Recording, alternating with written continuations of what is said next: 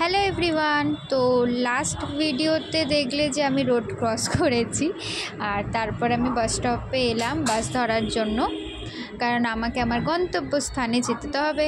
কিন্তু আগের দিনেরই মতো বাস আমি পাচ্ছি না, অপেক্ষাই করে যাচ্ছি। মার আমি ডিসকাশন করছি কখন আসবে, অপেক্ষার শেষ নেই। বলতে গেলে এই ভিডিওটাতে তো আমি আরও কেটে কুটে রেখেছি, কিন্তু প্রায় বলতে গেলে 15 থেকে 20 মিনিট আমি খালি মিনি বাসের অপেক্ষাই করে গেলাম। যাই হোক, তো এরপরে সিদ্ধান্ত বাবা নিল যে চলো হেঁটে হেঁটে যাই, পেছন থেকে বাস আসলে চড়বো, নয়তো হেঁটে হেঁটে যাই যতদূর পারবো।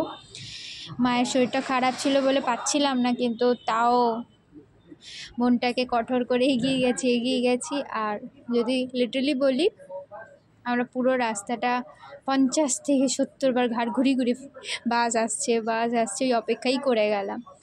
বাট দেখতেই পাবে এখন আমি ঘাড় ঘুরিয়ে বা ক্যামেরাটাকে ঘুরিয়ে দেখাবো যে বাস আসছে কি না, কিন্তু তারপরেও আসেনি, এত খারাপ। তো পরের ভিডিওতে বলছি এরপর।